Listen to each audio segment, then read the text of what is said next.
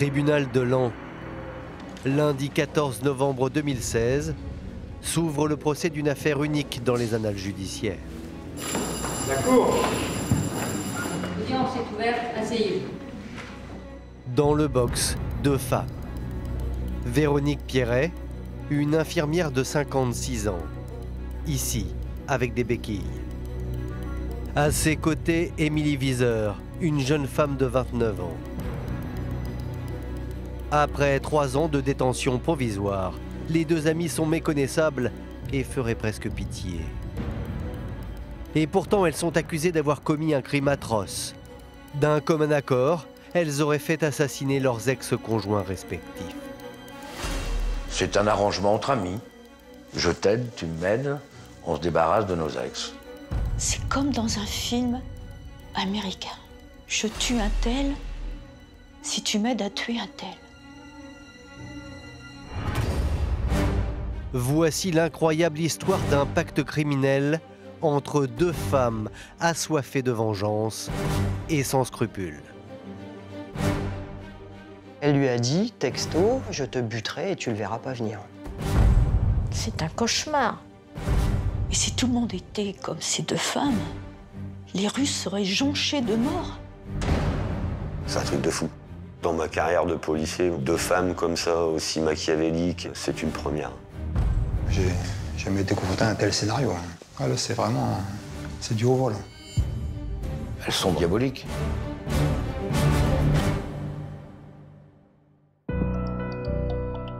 Tout commence le vendredi 15 mars 2013. Myriam s'apprête à rejoindre son compagnon Dominique Laplace dans son pavillon de Caumont, un petit village de 600 habitants près de Compiègne. J'arrive chez Dominique, il doit être 17h50. Donc là, j'arrive, le portail est ouvert, donc je rentre dans la cour. Mais alors que Myriam s'apprête à se jeter dans les bras de son amoureux, la jeune femme va finalement plonger dans l'horreur. Et je frappe et j'entre, la porte n'étant pas verrouillée. Donc j'entre et dans l'entrée, je trouve donc Dominique dans une mare de sang. Myriam va découvrir le corps de Dominique Laplace, tout près de la porte d'entrée, allongé, face contre terre, pieds nus. À ce moment-là, effectivement, elle est choquée. Elle est affolée, elle crie, elle est désespérée, elle ne comprend pas. En fait, moi, j'étais dans un état de sidération, en fait. Je l'ai appelé plusieurs fois, je me suis approché de lui. Comme il ne bougeait pas, je ne savais plus ce qu'il fallait faire. Évidemment, Myriam appelle immédiatement les secours. Mais à leur arrivée, il est trop tard.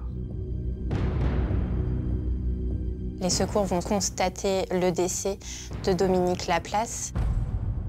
Le pompier m'a dit que c'est fini, quoi.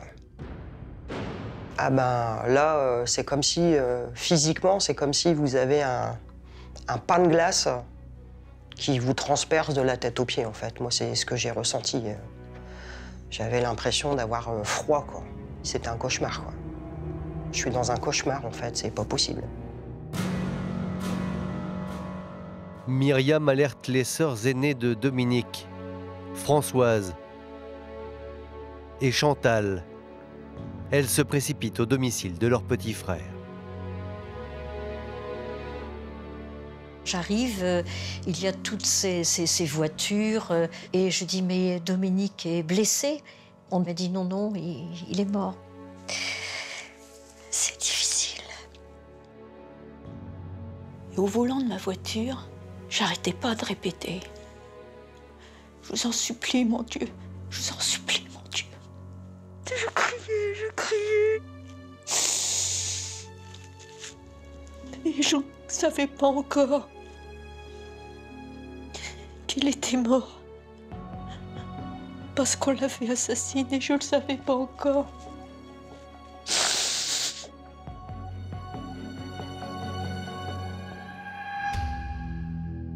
En effet, la mort de Dominique Laplace est loin d'être le seul choc pour ses proches.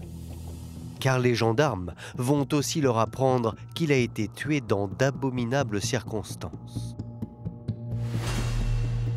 Manifestement, on se rend compte immédiatement qu'il s'agit d'un décès qui n'a rien de naturel, un décès qui a été très violent.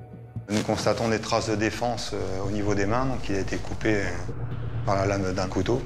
Il y a eu forcément une altercation entre Dominique Laplace et son agresseur. Il y a eu une lutte. Mais surtout, selon le médecin légiste, Dominique Laplace a été la cible d'un tueur impitoyable qui ne lui a laissé aucune chance.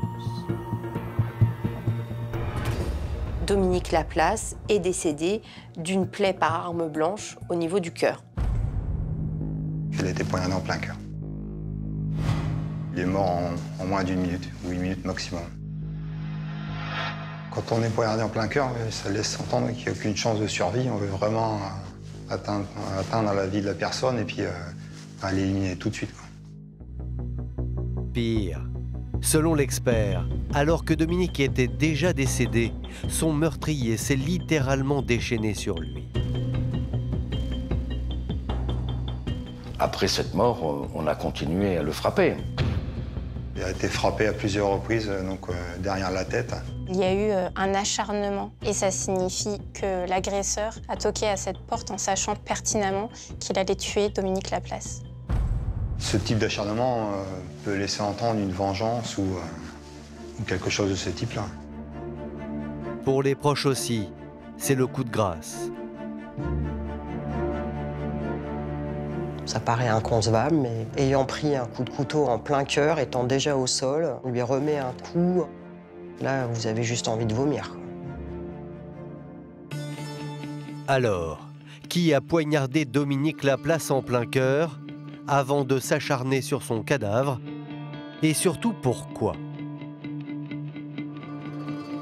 Pour le moment, le mystère reste entier, car le meurtrier a pris soin de ne laisser aucun indice derrière lui. Le tueur n'a laissé aucune trace, pas d'ADN, pas d'empreinte digitale, pas de postillon, même pas un cheveu. Et ça, c'est extrêmement rare sur une scène de crime. La police découvre toujours un micro-élément. On est presque sur un crime parfait. Même sur le corps de Dominique Laplace, il n'est retrouvé aucune trace ADN. Et puis, autre difficulté, la victime n'a absolument pas le profil d'un homme à problème. Bien au contraire.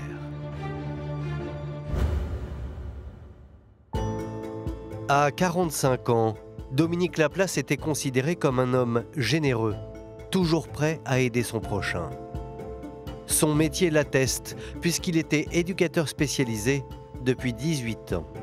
Dominique s'occupait d'enfants qui avaient des problèmes relationnels avec les parents. Il aimait beaucoup les enfants avec qui il travaillait et je pense qu'il l'aimait bien aussi. Je pense que oui, ils étaient très attachés à leur éducateur. Ouais. Un jeune homme bienveillant et bon. À Caumont, dans l'Aisne, l'homme semblait mener une vie paisible, centrée sur la nature. Les activités tournaient souvent autour des sorties en forêt. Il avait toujours des petites anecdotes à raconter sur telle fleur, telle fougère ou tel animal qui était passé au regard des traces. On l'appelait un peu l'homme des bois. La nature, c'était extrêmement important pour lui. Ouais. Dominique Laplace, c'était un homme passionné. Féru d'archéologie, l'éducateur aimait aussi jouer les chasseurs de trésors. Il avait un goût particulier pour la prospection. C'est une activité qui consiste à aller avec son détecteur sur certains terrains, dans des champs, dans des zones agricoles, et à récupérer des pièces anciennes, éventuellement des bijoux très anciens. Les gamins semblaient beaucoup apprécier ce type de sortie. Et puis surtout, depuis 2 ans, Dominique avait trouvé l'amour avec Myriam, une copine de lycée. C'était quelqu'un de très prévenant, très gentil, très drôle. Nous, on se marrait beaucoup, quoi. On s'entendait bien, quoi. Dominique Laplace, c'est un homme qui n'a pas de problème, qui n'a pas d'ennemis. Donc on n'a que du positif, rien qui permette dans l'immédiat de confondre le ou les auteurs. A priori, Dominique Laplace semblait donc mener une vie normale et sans conflit. Seulement les gendarmes ne vont pas tarder à découvrir qu'en réalité, il y a une personne dans l'entourage de Dominique qui ne le porte pas vraiment dans son cœur. Entendue par les gendarmes dès le lendemain du crime, Françoise, la sœur de Dominique Laplace, va faire des déclarations détonnantes. Elle en est persuadée. C'est l'ex-compagne de son frère, une certaine Véronique Pierret, qui l'aurait éliminée. Quand on m'a dit il est arrivé un drame chez Dominique, j'ai pensé que c'était elle qui l'avait tué tout de suite, immédiatement. Véronique Pierret, c'est la femme avec qui Dominique a passé 13 ans de sa vie. Véronique Pierret, c'est une infirmière qui a 54 ans. Cette femme est un peu excentrique, hein. Elle appelle tout le monde chérie, elle est assez exubérante. Véronique Pierret est décrite comme une très belle femme. Une femme, dira même le médecin-chef de service, sensuelle et sexuelle. Elle est séductrice, elle est enjouée, elle est enjôleuse. C'est une infirmière très particulière, très particulière. C'est en 1996, un peu par hasard, que Dominique fait la rencontre de Véronique. Il a 27 ans, elle en a 36. Et malgré ses 9 ans d'écart, le jeune étudiant tombe sous le charme de l'infirmière, irrésistible et surtout très entreprenante. Il avait eu un accident de voiture et il s'était cassé le fémur, donc il était dans son service. C'est parti immédiatement, quoi. Ce qui lui plaisait en elle, c'était cette désinvolture, cette extravagance. Lorsque j'ai vu arriver Véronique Pierret dans la famille, moi aussi, je me suis dit, oh là là, elle est flamboyante, cette femme. L'éducateur, réservé, et l'infirmière extravertie s'aiment passionnément. Une passion, parfois dévorante. C'est un couple qui est atypique. Ça va être une relation charnelle. Dominique Laplace et Véronique Pierret ont une relation aussi intense que destructrice. C'est un couple qui s'aime et qui se déteste. Ça a explosé et puis elle revenait. C'était tout le temps du je t'aime moi non plus, ouais, c'était ça. Seulement un beau jour, Dominique Laplace a décidé de rompre définitivement avec Véronique. Et selon sa sœur, c'est à partir de ce moment-là que les ennuis auraient commencé pour son frère. Car Véronique se serait montrée d'une extrême violence. Françoise nous a indiqué que lors d'une dispute, Véronique a acheté un pot de fleurs au visage de Dominique Laplace qui lui a cassé toutes les dents du devant. Elle s'est mis un objectif en tête, pourrir littéralement la vie de Dominique Laplace. Et ce n'est pas tout. Depuis que Dominique avait refait sa vie avec Myriam, la pression exercée par son ex serait montée d'un cran. Il s'est rendu compte qu'elle était dangereuse, quoi. Depuis la rupture, il était tout le temps sur le qui-vive. Il vit dans la peur parce qu'il a été victime de menaces. Véronique Pierret avait dit à Dominique « Tu ne vas pas refaire ta vie comme ça, je te crèverai et tu ne sauras pas quand. » Immédiatement, j'ai pensé que c'était elle qui avait mis sa menace à exécution. Une femme apparemment violente qui aurait menacé son ex-compagnon. Pour les enquêteurs, la piste est sérieuse. D'autant que Françoise n'est pas la seule à avoir des soupçons sur Véronique Pierret. L'enquête de voisinage et des proches effectuée par la gendarmerie confirme complètement les déclarations de Françoise, la sœur de Dominique Laplace. À chaque fois qu'une personne entendue désigne un éventuel assassin, à chaque fois c'est le nom de Véronique qui arrive. On va s'apercevoir que Dominique Laplace n'a qu'un seul ennemi, c'est Véronique Pierret. Véronique Pierret paraît comme le suspect numéro 1. On décide donc d'aller l'auditionner à son domicile. Sans plus tarder, les gendarmes décident d'aller rendre visite à l'infirmière, à son domicile de Saint-Gobain. Et ils vont être surpris, car Véronique n'oppose aucune résistance à leur visite. Elle va même leur proposer son aide. Véronique Pierret, de prime abord, est une femme sympathique. Elle accueille les enquêteurs en coopérant. C'est quelqu'un qui est sûr d'elle, elle paraît sereine. On ne se dit pas que c'est la meurtrière de M. Laplace-Dominique. Non. Et voici ce que Véronique raconte aux gendarmes. Êtes-vous mêlé de près ou de loin à la mort de Dominique Laplace? Absolument pas. Je suis sous le choc. Je n'y comprends rien. Véronique nous soutient qu'elle ne l'a pas vu depuis 7 mois, qu'elle a tourné la page. Elle dit que même si parfois elle lui en a voulu, que même si parfois ils ont eu des différends, des disputes, jamais, au grand jamais, elle ne pourrait attenter à ses jours. Elle lui en veut, mais malgré tous les litiges qu'ils avaient, ça ne peut pas justifier un meurtre. C'est ce qu'elle nous vend. À l'écouter, Véronique Pierret n'a donc rien à voir avec le meurtre de son ex-compagnon. Et elle a même un alibi pour le soir du crime. Un alibi qui paraît plausible. Selon le médecin légiste, Dominique Laplace est décédé au cours de la nuit du 14 au 15 mars, entre 22h et 23h. La veille du jour où Dominique Laplace a été retrouvée. Or, selon Véronique Pierret, ce soir-là, elle était chez elle, en famille. Une soirée qu'elle n'aurait ratée pour rien au monde, car Mallory, son neveu préféré, serait venu lui présenter sa nouvelle compagne, Émilie Viseur. Mallory Cubel, il est très proche de Véronique Pierret. Il la considère un petit peu comme une seconde mère. Et donc, il est venu présenter sa nouvelle petite amie, Émilie Viseur. Seulement, chose étrange ce jour-là, alors qu'elles ne se connaissent pas, Véronique et Émilie seraient devenues les meilleures amies du monde. Elle explique que le courant est passé avec Émilie Viseur, qu'elles se sont bien entendues.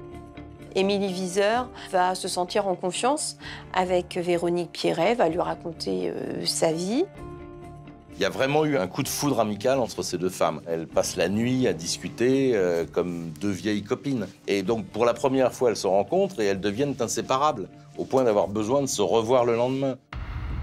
Les enquêteurs vont bien évidemment demander confirmation et à Mallory Cubel et à Émilie Viseur, qui vont confirmer purement et simplement les dires de Véronique Pierret. L'alibi de Véronique semble donc solide, d'autant que matériellement, il semble impossible qu'elle ait pu faire du mal à qui que ce soit. On se rend compte que Mme Pierret et Véronique marchent avec des béquilles. Elle est obligée de céder de béquilles pour avancer. Elle ne peut pas en même temps tenir sa canne anglaise et poignarder au cœur Dominique Laplace. À ce stade de l'enquête, les gendarmes doivent bien l'admettre. Ils n'ont aucun élément pour étayer leurs soupçons à l'encontre de Véronique Pierret. Les gendarmes repartent un peu à zéro.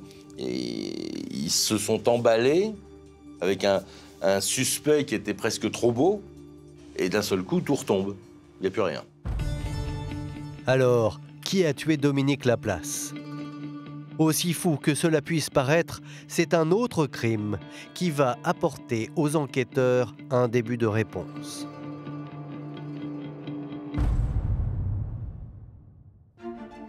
En effet, chose improbable, le lendemain de l'assassinat de Dominique, à 40 km de Caumont, le village de Laon a lui aussi été frappé par une affaire de meurtre.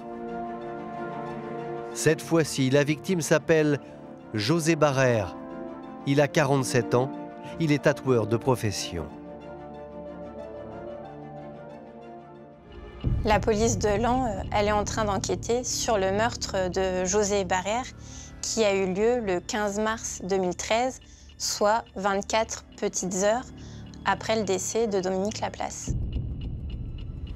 Ce soir-là, José Barrère était tranquillement chez lui avec sa compagne, Laura, lorsqu'il va tomber dans un véritable guet-apens. On regardait tout simplement la télé.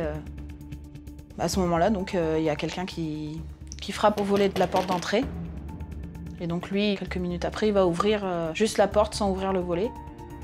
Il demande qui c'est, et là, il dit excusez-moi, qu'est-ce qui se passe? Et là, la personne lui répond si vous pouvez sortir, s'il vous plaît, faire un constat, j'ai esquinté votre voiture. Une voix de femme lui explique qu'elle vient de rayer son véhicule, qu'elle lui demande de sortir. José s'exécute et sort dehors pour rejoindre cette femme qu'il ne semble pas connaître. Les minutes passent et ne voyant pas revenir son compagnon, Laura commence à s'inquiéter. Je sentais qu'il y avait quelque chose qui allait pas. Et du coup, j'ai décidé d'aller voir à la fenêtre qui donnait dans la rue. Et c'est là que je vois une voiture, la porte côté passager, claquer et partir à toute vitesse. Une voiture part en trombe. À l'intérieur, Laura semble apercevoir 2 silhouettes. Puis sorti. Et c'est là que j'ai vu plein de sang.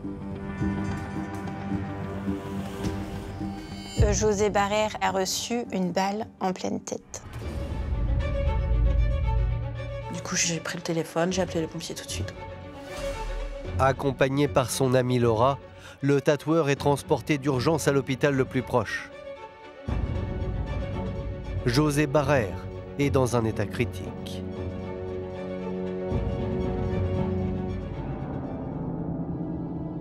Un médecin rentre dans la chambre et là, il nous dit on est désolé, mais José est en train de partir en fait. Qu'il n'y avait plus d'espoir, que c'était en train de se terminer en fait.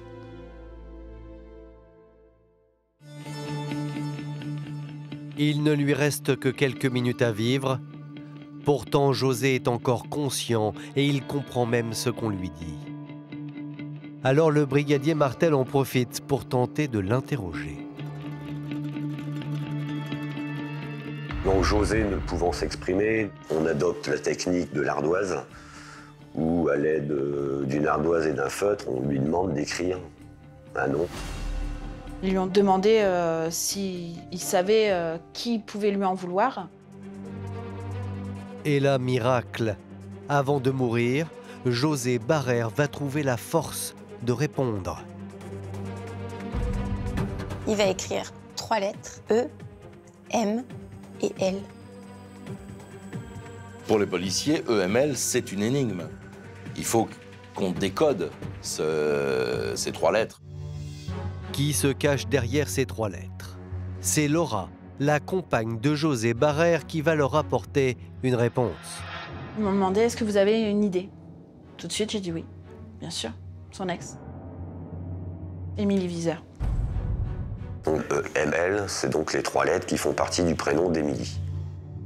Émilie Viseur est désignée comme la meurtrière par son ex-compagnon en personne. Incroyable, car souvenez-vous, Émilie Viseur, c'est aussi cette femme qui sert d'alibi à Véronique Pierret pour un autre crime, celui de Dominique Laplace. Laurent, donc la nouvelle compagne, désigne Émilie Viseur comme étant la seule qui pourrait en vouloir à José. Et Laura de raconter aux enquêteurs que depuis leur séparation, José et son ex-femme se livraient une guerre sans merci à propos de la garde de leur dernier enfant. Ils se disputaient la garde de leur dernier enfant. On était sur une situation très très conflictuelle les concernant. Depuis qu'ils s'étaient séparés, lui pourrissait la vie bien comme il faut. On n'avait aucun problème avec personne, juste avec son ex. Alors, résumons cette affaire hors norme.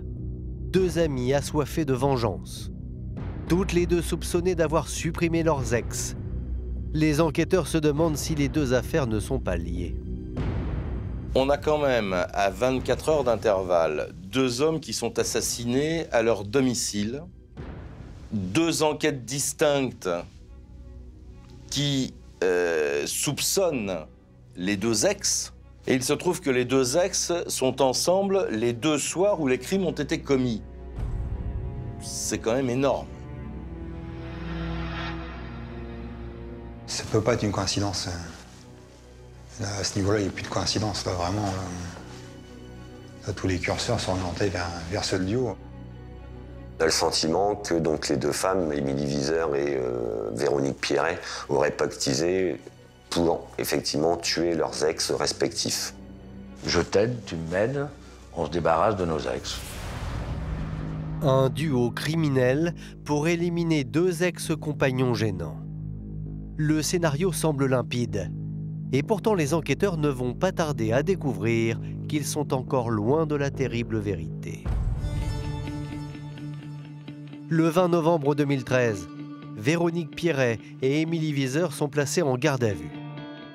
Les 2 suspectes sont auditionnés dans des salles différentes et d'emblée, les 2 femmes sont catégoriques.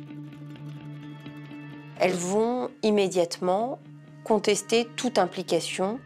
Elles n'ont absolument rien à voir dans le décès de José Barrère et dans celui de Dominique Laplace. Alors les gendarmes décident de mettre la pression sur celle qui leur semble la plus fragile, la jeune mère de famille, Émilie Viseur. Le maillon faible, s'il y en a un, c'est plus Émilie Viseur. Donc Émilie, oui, c'est vrai, c'est une petite femme, fragile en tout cas. Elle veut se faire passer pour cela. Et les gendarmes ont eu raison, car après 10 heures d'audition seulement, la compagne de Mallory craque. Elle va spontanément dire aux enquêteurs « j'ai quelque chose à vous dire ». Voilà. Les enquêteurs vont lui dire « on vous écoute, Madame Viseur. Qu'avez-vous à nous dire ?» Et à ce moment-là, elle va dire « je sais qui a tué José Barrère et Dominique Laplace ». Et chose incroyable, Émilie Viseur va révéler que les 2 meurtres ont bien été commis par un duo, mais ce n'est pas celui que les enquêteurs soupçonnent. Voici ce que la jeune femme déclare. Je sais des choses graves. Mallory m'a avoué qu'il avait tué Dominique avec sa tante, Véronique. Il m'a aussi dit que c'était eux qui avaient tué José Barrère. Donc Émilie nous déclare que Monsieur Laplace a été tué par la Tata et Mallory, et José a été tué aussi par la Tata et Mallory, par les 2 mêmes personnes.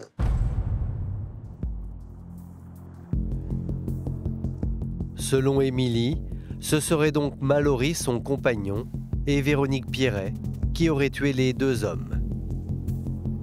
Et si elle n'a rien dit jusque-là, c'est parce qu'elle avait peur des représailles. Mallory et Véronique ont été très clairs. Ils m'ont dit que si j'en parlais à qui que ce soit, ils s'en prendront à moi et à ma famille. D'après ses dires, d'après ses propos, la Tata et Mallory l'auraient menacée, elle, ainsi que son fils. Elle explique avoir été paniquée et avoir fait l'objet de nombreuses menaces. Émilie Viseur va dire « je crains, j'ai peur ». Mallory et sa tante Véronique seraient-ils les seuls responsables des 2 crimes? Le jour même, le jeune homme est entendu par les enquêteurs et ce qu'il va dire est tout simplement stupéfiant. Mallory va avouer qu'il est l'auteur des crimes, mais qu'il y a été contraint par Émilie Viseur et par Véronique Pierret. Dans ses explications, il se positionne comme une victime. Selon Mallory, il a été manipulé par sa tante et par sa compagnon. Les 2 femmes ont atteint leur but, en fin de compte. Lui faire faire ce qu'elle voulait faire. Et voici l'incroyable accord qui aurait finalement mené à l'exécution des 2 ex-maris. Donc Émilie a demandé à Mallory Cubel d'aller tuer José Barrère. Émilie m'a dit « je n'en peux plus, fais quelque chose, débarrasse-toi de José ». Mallory, ne se sentant pas capable de faire ça seule, demande l'aide de sa tante, Véronique Pierret. Véronique Pierret, l'ancienne infirmière, lui aurait alors proposé un marché inimaginable. Elle m'a dit « écoute, si tu veux, je peux te donner un coup de main pour te débarrasser de ton mec. En échange, il faudra que tu m'aides à en faire disparaître un autre, mon ex. » Elle était déterminée à le tuer. La seule condition qu'elle a donnée, c'était de se débarrasser d'abord de Dominique.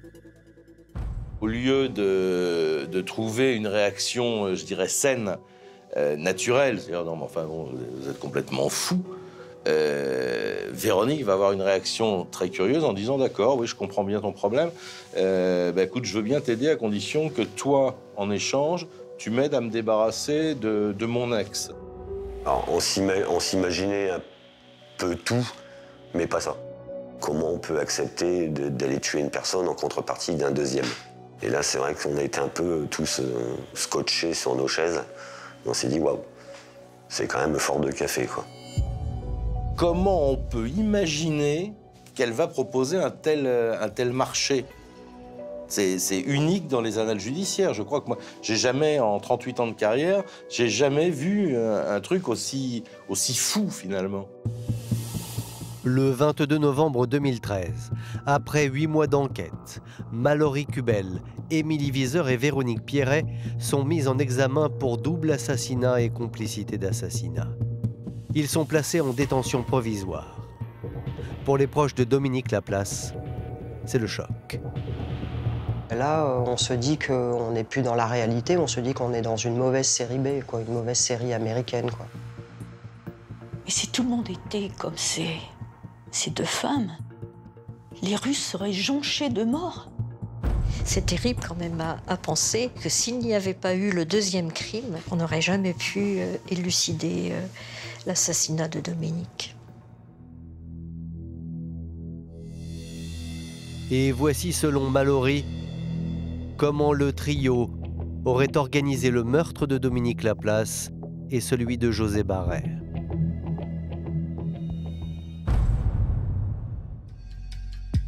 C'est le jeudi 14 mars 2013 que les 3 comparses auraient décidé de mettre leur funeste plan à exécution. Un scénario machiavélique où chacun va avoir un rôle bien précis. Leur passage à l'acte est parfaitement bien orchestré. La Tata et Mallory, eux, sont chargés d'aller exécuter donc Dominique Laplace le jeudi et José Barrère le vendredi. Quant à Émilie Viseur, elle doit servir d'alibi à ses 2 complices. Émilie, elle, ne participe pas physiquement donc, aux 2 meurtres. Elle brouille les pistes avec les téléphones, donc en restant chez elle. Elle envoie des messages du portable de Mallory Kubel en se faisant passer pour lui. Le but d'Émilie, c'est de prouver que Mallory a toujours été avec elle. Elle fabrique l'alibi de Mallory, mais également celui de Véronique, puisqu'elle affirme qu'elles sont ensemble les 2 soirs. Il est 22 h lorsque Mallory se serait présentée chez sa tante pour éliminer la première cible du trio, Dominique Laplace. Donc, quand il décide de passer à l'acte, Véronique émet une condition. Cette condition, c'est de commencer par Dominique et de faire Barrère ensuite. Donc, il faut aller tuer Monsieur Laplace. Et selon Mallory, Véronique Pierret n'aurait rien laissé au hasard. Il y a 2 sacs, à l'intérieur desquels se trouvent des perruques, des bonnets. Ils se sont munis de gants. Des gants latex, des gants en laine.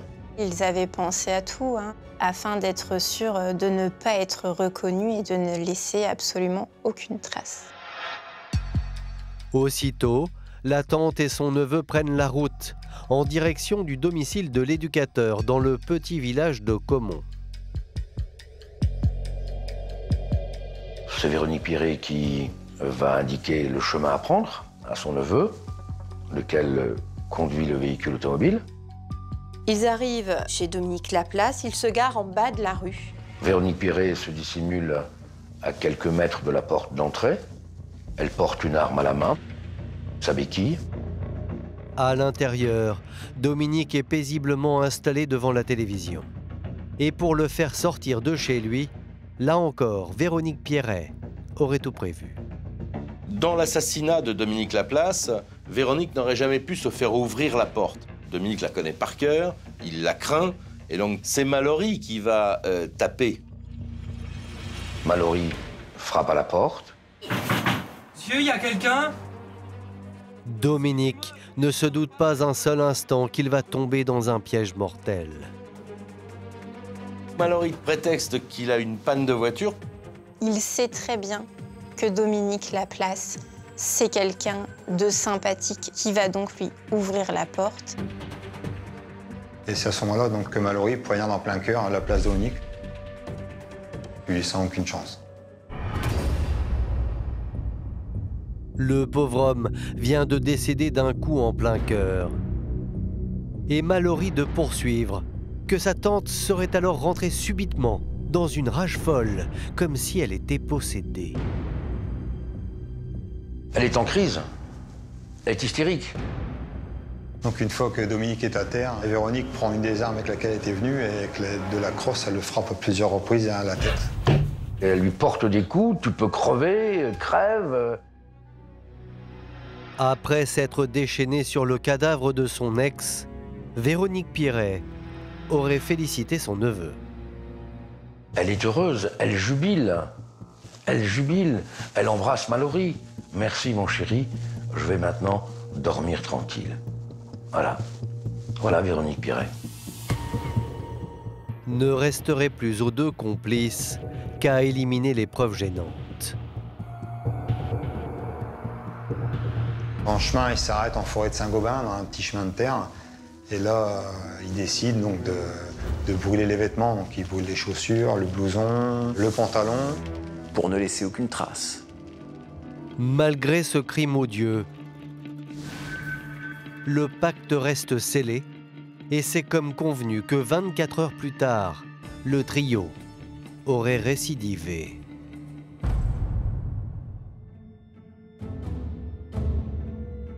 Cette fois-ci, c'est au tour de José Barrère, l'ex d'Émilie Viseur. Et là encore, le plan mis en place par les trois criminels fait froid dans le dos. Bis repetita, le lendemain, il faut aller au bout du pacte criminel. Véronique Pierret va au domicile d'Émilie Viseur pour récupérer Mallory Cubel. Mallory Cubel donc suit la tata. Il se rend au domicile de Barrère-José. Là, donc, il se gare à proximité du domicile et donc descend du véhicule. Cette fois-ci, c'est Véronique Pierret qui aurait servi d'appât. Et pour faire sortir le tatoueur, elle va utiliser un prétexte imparable. Et donc la tata frappe au volet et dit clairement qu'elle a rayé la voiture, qu'il faut faire un constat. Si on vient taper à ma porte à minuit ou à 1h du matin et que quelqu'un me dit, une femme de surcroît me dit « j'ai tamponné votre voiture », je sors. Tout le monde sort. C'est là où elles sont fortes. José Barrère, malheureusement, ne va pas se méfier. À ce moment-là, il va suivre Véronique Pierret, qui va le mener à Mallory Cubel, qui lui tire une balle en pleine tête. Les deux repartent en voiture et s'échappent de la maison. Sur le chemin du retour, encore une fois, ils vont brûler leurs vêtements et se débarrasser des armes afin de ne laisser aucune trace.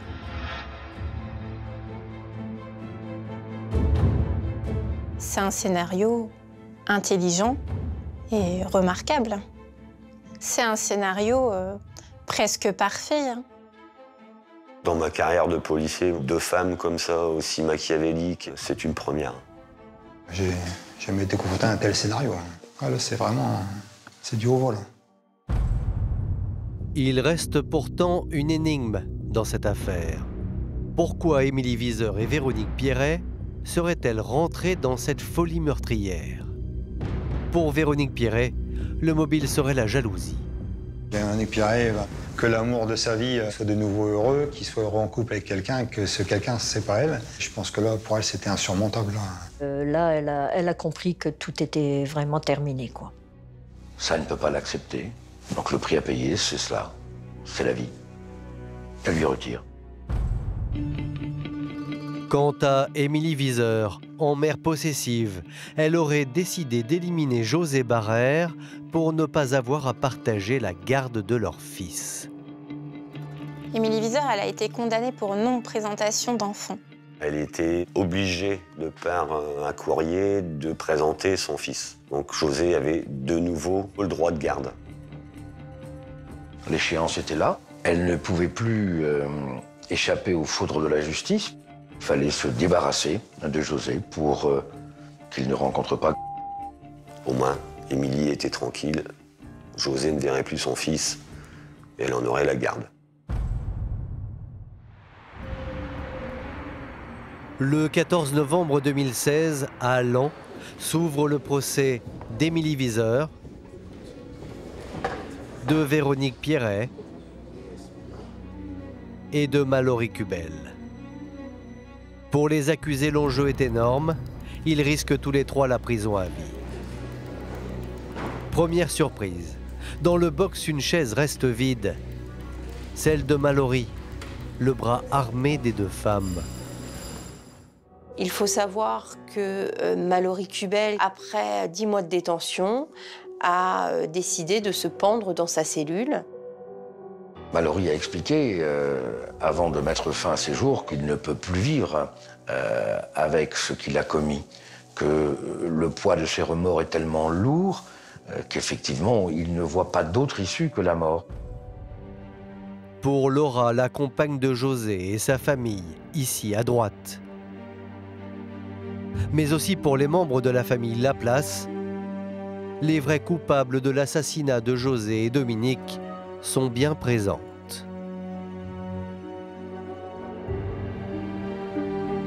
Ça fait 3 ans et demi que nous attendons. Et pendant ces 3 ans, on a vécu à côté de nous, quoi. C'était... voilà. On n'attendait que ça. J'espère entendre un semblant de vérité. J'espère que les jurés, tout le monde va pouvoir se rendre compte du machiavélisme de ces deux femmes. Pour moi, le verdict ne peut pas être autrement que la perpétuité.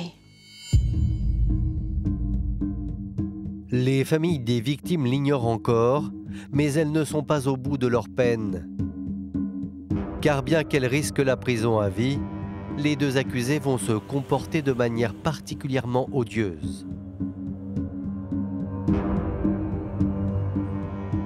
Véronique Pierret, c'était une star.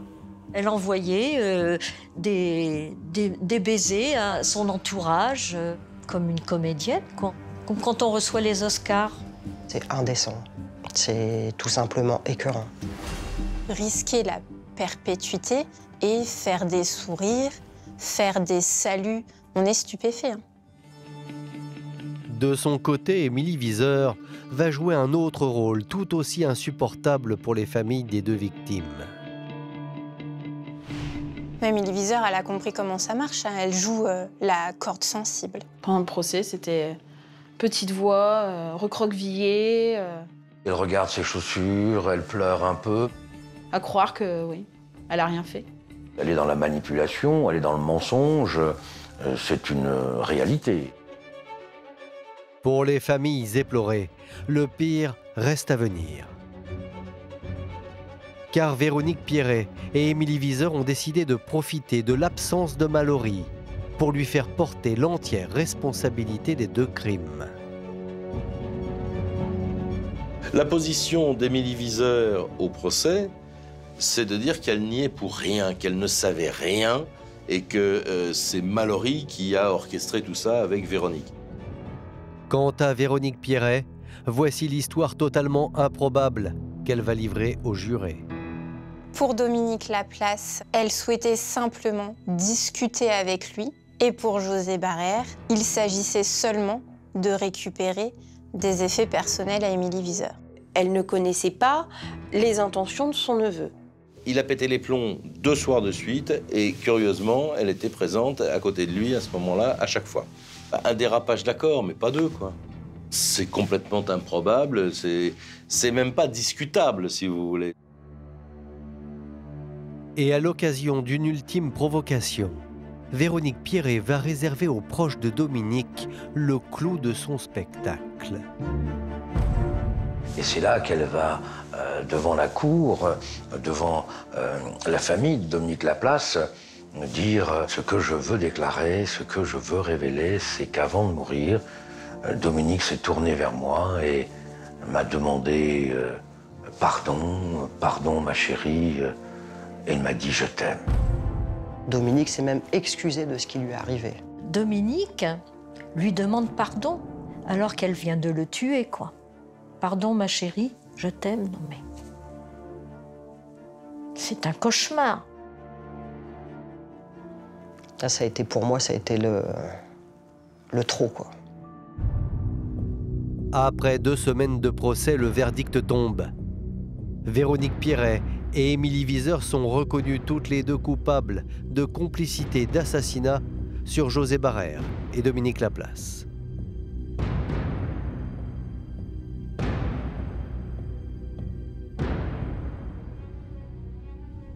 Le verdict est tombé, la sentence est tombée. 20 ans de réclusion criminelle pour Véronique Pierret, 10 ans pour Émilie Viseur.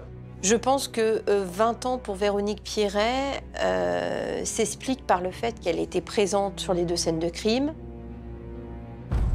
Non, elle y va jusqu'au bout. Quand Mallory tape à la porte, elle sait ce qui va se passer. Et là encore, elle peut dire, bon allez, viens, on s'en va. Elle le fait pas, elle le laisse tuer. Et pire encore, elle s'acharne à coups de crosse sur la tête.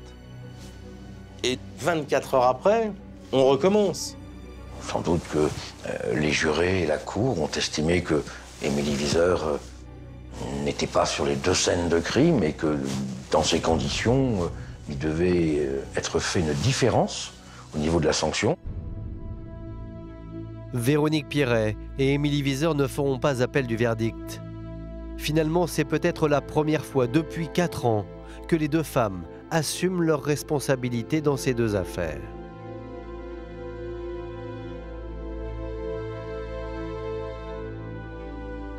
Mais pour les familles des victimes, aucune des 2 sentences n'est satisfaisante. Pour elles, la peine n'est pas à la hauteur du crime de José Barrère et de Dominique Laplace. Je savais que j'allais pas être contente. Que ça ne suffirait jamais. Ce sera jamais assez. Mais à ce point-là, 10 ans.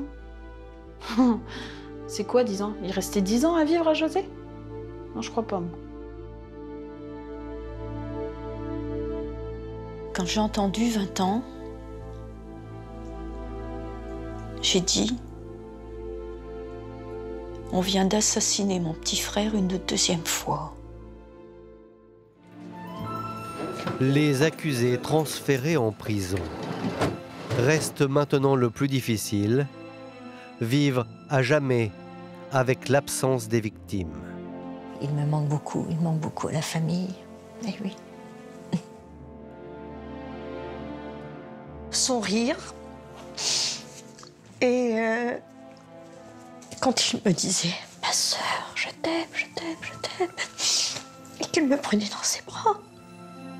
C'est ça qui me manque le plus.